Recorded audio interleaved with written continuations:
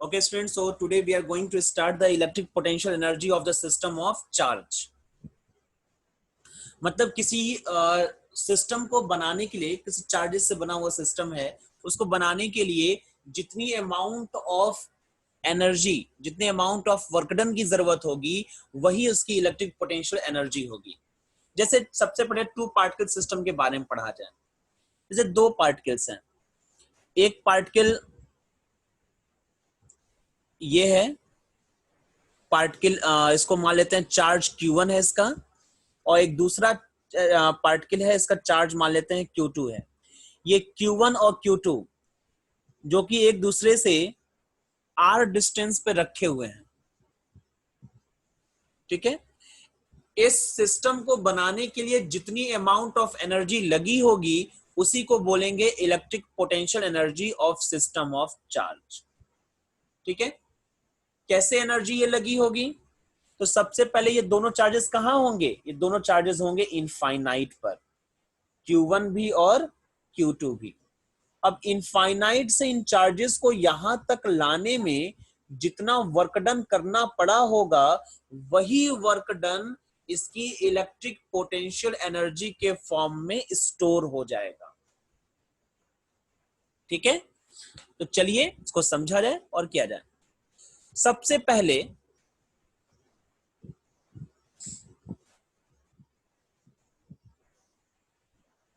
इसको मुझे लिखना पड़ेगा क्या, electric potential energy of system of charge के बारे में? चलिए मैं लिख देता हूं। The electric potential energy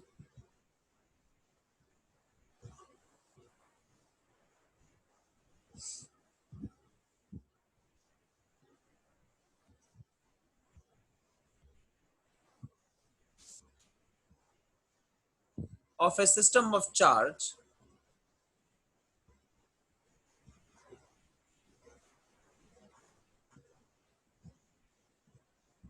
is defined as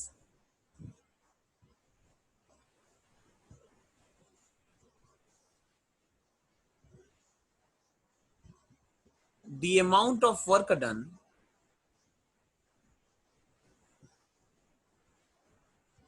amount of total work done, ठीक है ना, in bringing those charges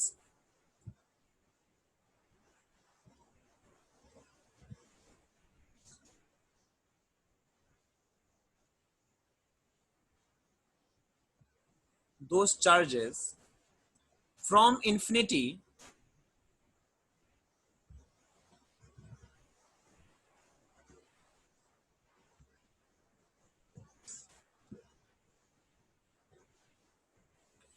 to near each other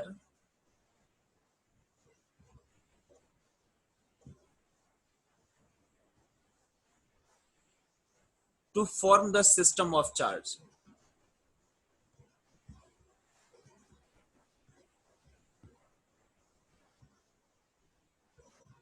ठीक है। मतलब इनफाइनाइट इन चार्जेस को ला करके एक दूसरे के पास में रख करके एक सिस्टम बनाने में जो वर्क डन लगेगा, उसी वर्क डन को इलेक्ट्रिक पोटेंशियल एनर्जी कहेंगे। तो चलिए दो चार्जेस हैं, दोनों को अलग अलग लाने में वर्क डन कैलकुलेट कर लिया जाए और दोनों को ऐड कर देंगे, आंसर आ जाएगा। तो पहले W1 वर्क डन कैलकुलेट कर रहे हैं, ठीक है। W1 वर्क डन कैसा है? Work done in bringing the Q1 charge from infinity to the point A, इसको टू द पॉइंट B मान लेते हैं। तो W1 वर्क डन होगा कितना? Q1 चार्ज को लाने में किया गया वर्क डन है। तो जब Q1 चार्ज आ रहा होगा तो सबसे पहला चार्ज तो यही है, इसके आसपास तो कुछ है नहीं। और वर्क डन हमें तभी करना पड़ता है जब हम किसी के इलेक्ट्रिक फील्ड में एंट्री करते हैं, और ये जब खुद ही पहला चार्ज है तो आसपास कोई इलेक्ट्रिक फील्ड नहीं होगा, और इलेक्ट्रिक फील्ड नहीं होगा तो वर्क डन क्या होगा? जीरो, ठीक है। एंड चलिए W2 वर्क डन कैलकुलेट करते हैं। W2 मतलब अब तो ये आ गया, Q1 आ गया, अब Q2 को लेकर के आ रहे हैं, तो इसको लाने में कितना वर्क डन करना पड़ेगा? तो इसको लाने में कितना वर्क डन करना पड़ेगा? वो वर्क डन करना पड़ेगा V इंटू Q2, यही होता है ना वर्क डन का formula. W equal to QV पढ़ा होगा आपने। तो ये Q2 इंटू V, और ये पोटेंशियल, तो पॉइंट बी पर पोटेंशियल किसकी वजह से होगा? तो Q1 की वजह से होगा। पॉइंट बी पर जो पोटेंशियल होगा वो Q1 की वजह से होगा, ठीक है। तो Q1 की वजह से पोटेंशियल होगा कितना, यहां पे अलग से मैं निकाल ले रहा हूं। Potential at B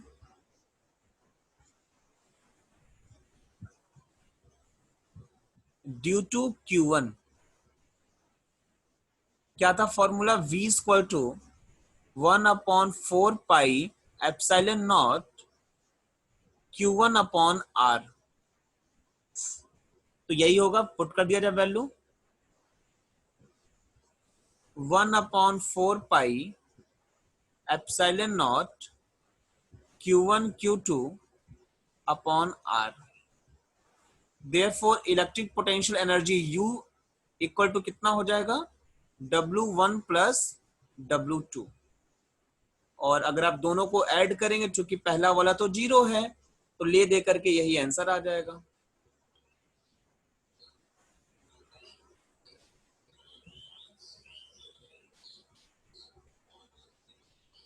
to particle system के लिए जो इलेक्ट्रिक पोटेंशियल एनर्जी होगी वो होगी 1/4 pi epsilon naught Q1 Q2/R joule, अगर सब कुछ ऐसा यूनिट में पुट किया गया है तो।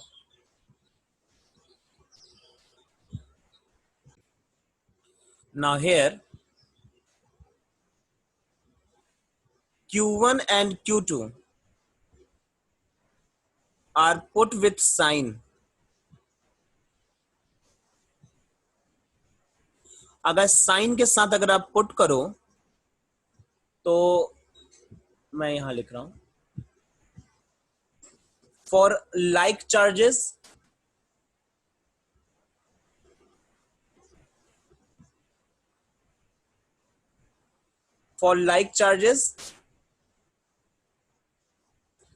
U will be पॉजिटिव, और ये नेट रिपल्शन को शो करेगा।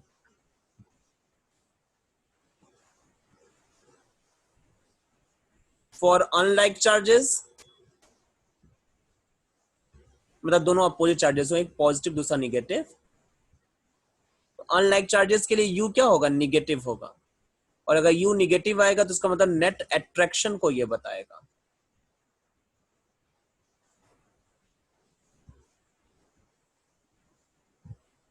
ठीक है, आप चाहो तो आर, आप देख रहे हो कि जो इलेक्ट्रिक पोटेंशियल एनर्जी यू जो है वो आर के साथ इनवर्सली प्रोपोर्शनल है, तो आप उनके बीच में ग्राफ भी ड्रॉ कर सकते हो। ग्राफ कुछ इस तरीके से होगा।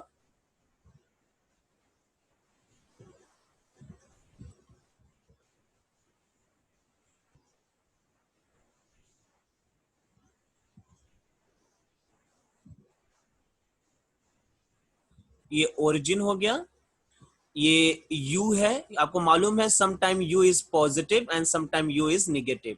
जब पॉजिटिव होगा तो किसको रिप्रेजेंट करता है? रिपल्शन को। तो इस साइड होगा रिपल्शन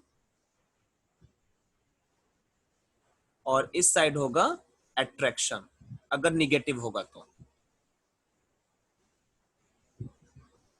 ठीक है, और ये R है।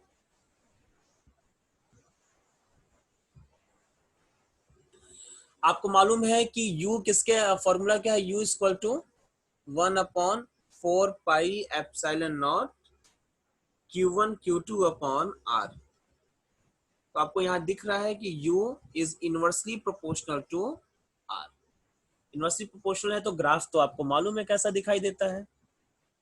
ग्राफ कुछ इस तरीके से होगा।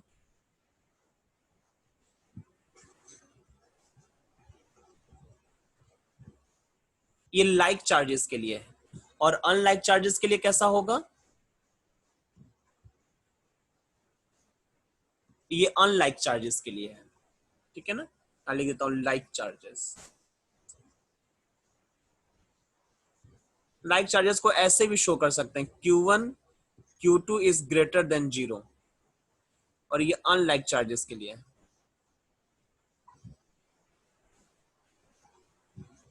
जैसे ये सब नोटेशन ना बुक में दिया होगा न्यूमेरिकल्स में, तो आप समझ जाइए कि किसकी बात कर रहा है, लेस देन 0। ठीक है, तो ये ग्राफ होगा, स्मूथ ग्राफ होगा। मैंने थोड़ा सा स्टाइलिश की वजह से थोड़ा सा ये टेढ़ा मेढ़ा आया, बट आप पेंसिल से ड्रॉ करना तो स्मूथ कर ड्रॉ करना।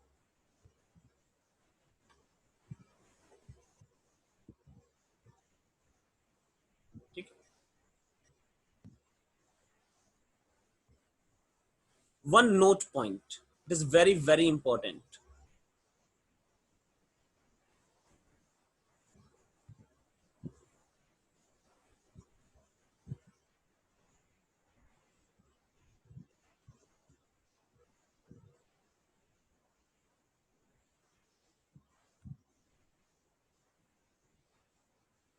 Net attraction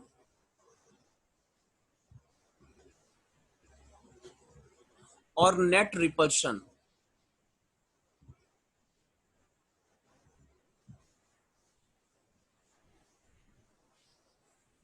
force, the net attraction force and net repulsion force between the charges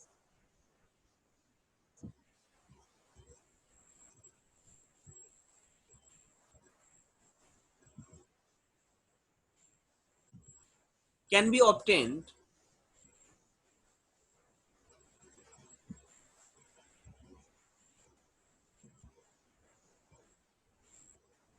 from potential energy function.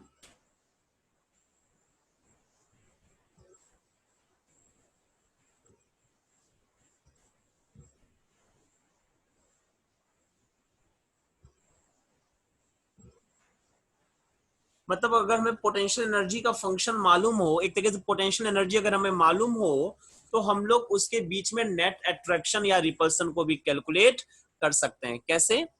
F equal to minus D U upon D R. जिस तरीके से आप potential को differentiate करके electric field निकाल ले रहे थे, उसी तरीके से अगर आप पोटेंशियल एनर्जी को डिफ्रेंशिएट करोगे आर के रिस्पेक्ट में, तो आपको मिल जाएगा फोर्स विथ निगेटिव साइन। ठीक है, तो ये भी एक तरीका हो सकता है। ये मोस्ट इंपॉर्टेंट पॉइंट है, इसको बिल्कुल ध्यान में आप रखोगे।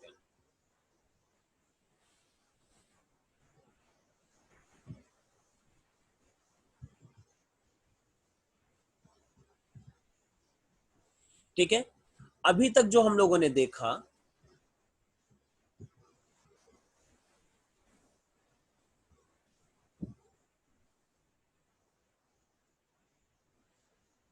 वो क्या था? अभी तक जो हम लोगों ने देखा, उसमें हम लोगों ने टू चार्ज सिस्टम को देखा, जिसमें सिर्फ दो ही चार्जेस थे। लेकिन अगर more than two charges present हो तब क्या होगा? तब देखिए, तरीका वही है, लेकिन मैं आपको शॉर्टकट फॉर्मूला बताऊंगा। ठीक है, तरीका वही है। एक डेरिवेशन करके बताएं क्या अलग से? चलिए, एक अलग से डेरिवेशन करके देखते हैं हम लोग।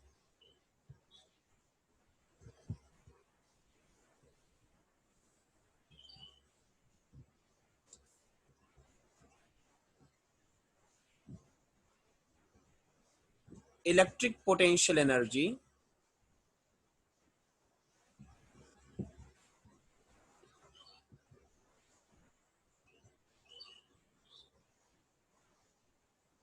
For more than two charges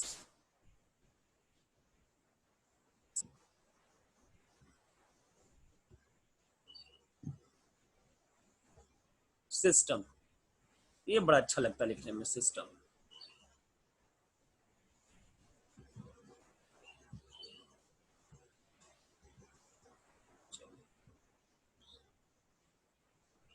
ठीक है, चलिए फिलहाल 3 ले लेते हैं, आप 4 5 10 पे कर लेना जो अच्छा लगे, हम 3 पे करते हैं, ठीक है।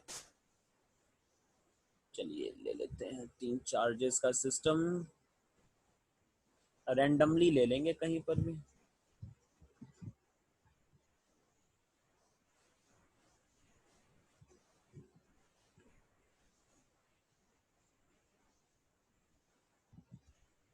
एक तो ये हो गया, एक ये हो गया, एक ये हो गया, ठीक है। इसको मान लिया Q1, इसको मान लिया Q2 और इसको मान लिया Q3। ये पॉजिटिव निगेटिव भी हो सकते हैं, मैं उसको मेंशन नहीं कर रहा हूं, जब क्वेश्चन में आएगा तो पॉजिटिव निगेटिव साइन के साथ आप पुट करिएगा। मैं फिर से बोल रहा हूं, पुट विथ साइन। इसका नाम ए लिख देते हैं, इसका नाम बी लिख देते हैं और इसका नाम सी लिख देते हैं। करना क्या है हम लोगों को, टोटल वर्क डन कैलकुलेट करना है और उसको जोड़ देना है, आंसर आ जाएगा। तो सबसे पहले हम Q1 को लेकर के आते हैं, ठीक है। तो Q1 को लाने में जो वर्क डन करना पड़ेगा वो क्या करना पड़ेगा, हमेशा 0, क्योंकि पहले चार्ज के लिए कोई इलेक्ट्रिक फील्ड नहीं होगा तो कोई वर्क डन भी नहीं लगेगा। लेकिन जब दूसरा चार्ज आएगा तब तो एक पहले से बैठा हुआ है ना, तो इसके अगेंस्ट वर्क डन करना पड़ेगा। तो उसके लिए हम लोगों को यहां पर पोटेंशियल मालूम होना चाहिए बी पॉइंट पर। तो पोटेंशियल एट पॉइंट बी कितना होगा, अभी तो सी तो प्रेजेंट है नहीं ना, अभी तो सिर्फ ए प्रेजेंट है, तो ए की वजह से ही पोटेंशियल होगा। कितना पोटेंशियल होगा, 1 अपॉन, या 1 अपॉन के लिख देते हैं इसको, के Q1 अपॉन आर, आर का मतलब ये R12, 1 और 2 के बीच का डिस्टेंस, ठीक है, ये होगा। इसको मान लेते हैं R23 और इसको मान लेते हैं R13, ठीक। तो W2 को लाने में कितना वर्क डन करना पड़ेगा, Q2 को लाने में Q2 इंटू VB, तो ले दे करके आ जाएगा K Q1 Q2 upon R12 W3, यानी कि अब ये दोनों चार्जेस ए और बी पे आ चुके हैं, सी वाले को लेकर के आना है। तो जब सी को लेकर के आएंगे तो पोटेंशियल एट सी कितना होगा, ये तो ए की वजह से भी पोटेंशियल आएगा और बी के वजह से भी पोटेंशियल आएगा। तो ए की वजह से पोटेंशियल कितना आएगा, के Q1 upon R13 plus B की वजह से कितना पोटेंशियल आएगा, के Q2 अपॉन R23, तो C पर इतना पोटेंशियल होगा।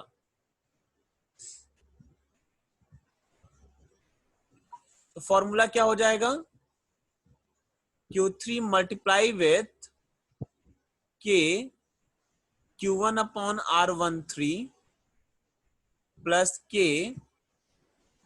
Q2 अपॉन R23, ठीक है। ले दे करके ये कितना आ जाएगा, K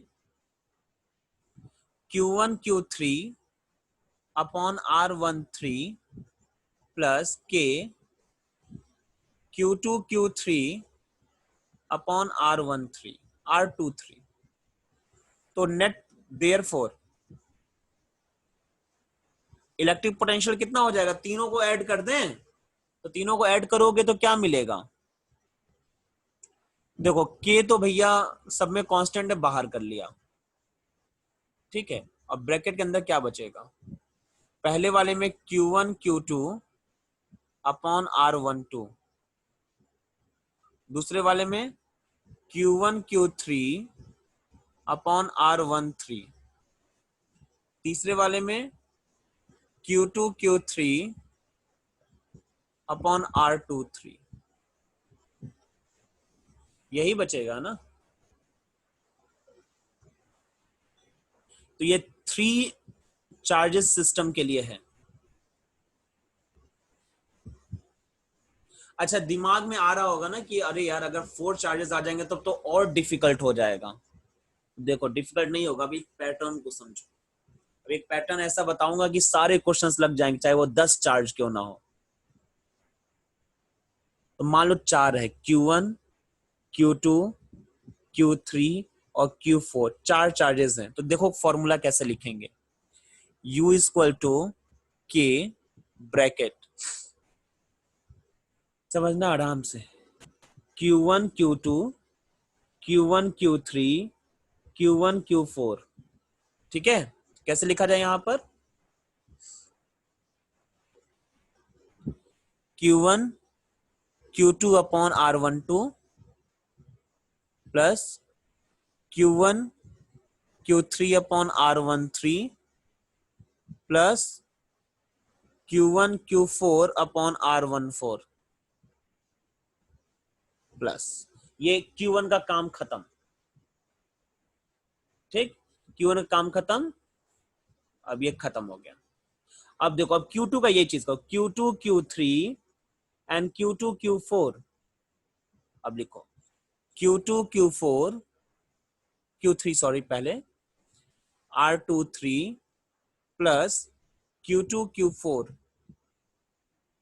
अपॉन R24। अब Q2 का भी काम खत्म, अब Q3 बचा है, Q3 Q4।